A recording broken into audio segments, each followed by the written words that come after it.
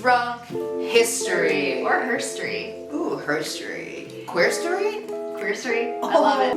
What can they expect, Hannah? All month long, we are doing a series all about the LGBTQIA historical figures and icons in history that you did not know about. And we will also be drinking a cocktail that somehow correlates to the historical figure that we will be talking about. Cheers to that. So, on today's episode number 1 of Queer Drunk History, we are having the Jack Rose cocktail. I'm sorry to say it has nothing to do with Titanic. Okay. Other than the fact that it's ice cold. This is 2 parts Applejack, which is basically an apple flavored brandy, 1 part Grenadine, and 1 part lime juice. Serve in a rocks glass over ice with a lime wedge to garnish. Cheers! Cheers, guys! Sit back, get nice and cozy, and let me take you back to 1846. Oh, okay. I'm telling you all today about Rose Elizabeth Cleveland, also called Libby. If you know, you know. If you know, you know. Got it. Rose Elizabeth Cleveland was born in Fayetteville, New York on June 13th, 1846, and she grew up the youngest of 9 children. Damn. Bless their mother. Also the baby of 9, that's rough. So Rose is known as the first gay lady in history because in 1885... Sorry. The first gay lady in history or the first gay first lady? the first gay lady or the first gay first lady. Got it. You know. On board. The gays know. So in 1885, Rose became first lady for her brother, a bachelor, as he became the 22nd president, Mr. Grover Cleveland. Okay, wait. You ready to have questions? Yeah. Yeah. So she was first lady, and I think, for my knowledge, first lady is always the wife of He was a bachelor. So his baby sister steps up. Which is, I feel, is a little incestual and feels a little uncomfy. She acted as the first lady for the first year until he met a nice young woman and married her. So she was like, cool, thanks, I'm gonna go and live my life. But before she did that, she was known as being a great host. She hosted several receptional dinners while she acted as first lady, but she also was pursuing her academic interests on the side. So good on her. Multitasking. Ain't it a woman's job to multitask? She didn't stop for no man. She's like, sure, I'll do you a huge fave, but I'm still gonna do me on the side.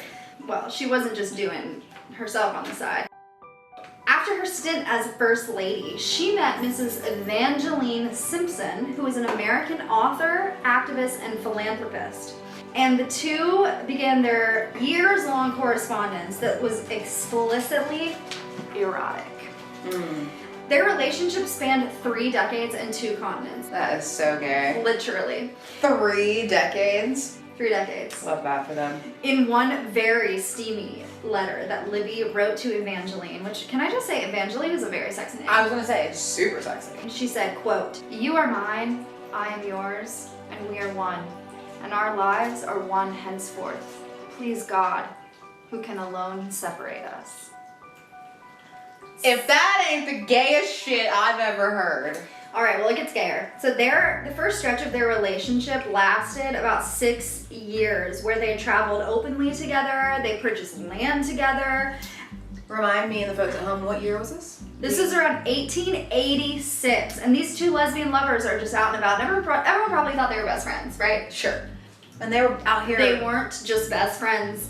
Traveling and buying land, like living their best fucking queer lives. I know. I love that. I know. So they purchased land together, and they did not even hide their relationship from their families.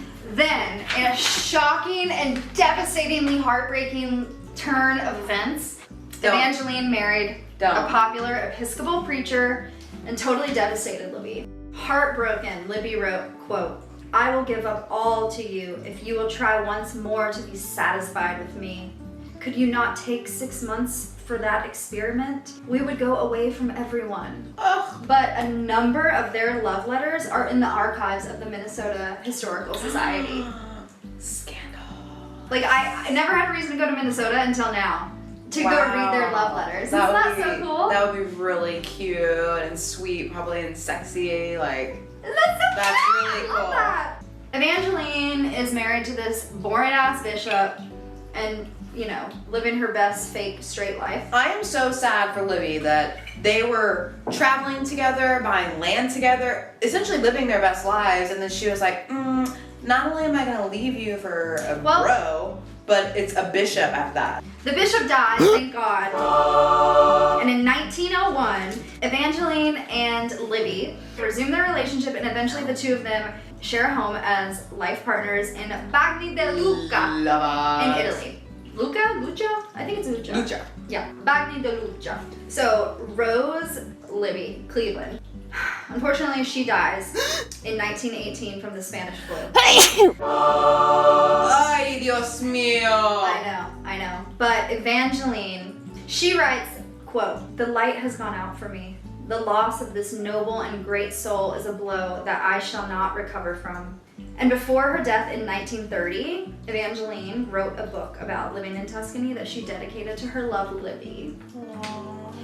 Evangeline eventually dies, but the two of them are buried next to each other in Bagni de Lucca English Cemetery. They are buried next to each other. Isn't that the cutest love story ending? They bought a home in Italy, individually died in Italy, or buried together forever in Italy. Yeah, so they ended up together at the end of the day. Cheers. Cheers to Libby and Evangeline. May we all have a love. Well, I don't want to love like that. I don't want you to go off and marry some bishop. I can certainly say I cannot tell the future, but that will never happen. Unless it's a lesbian bishop. Keep me.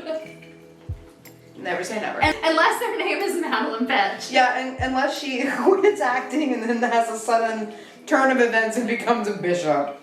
Can women even be bishops? They damn well better be. I don't know.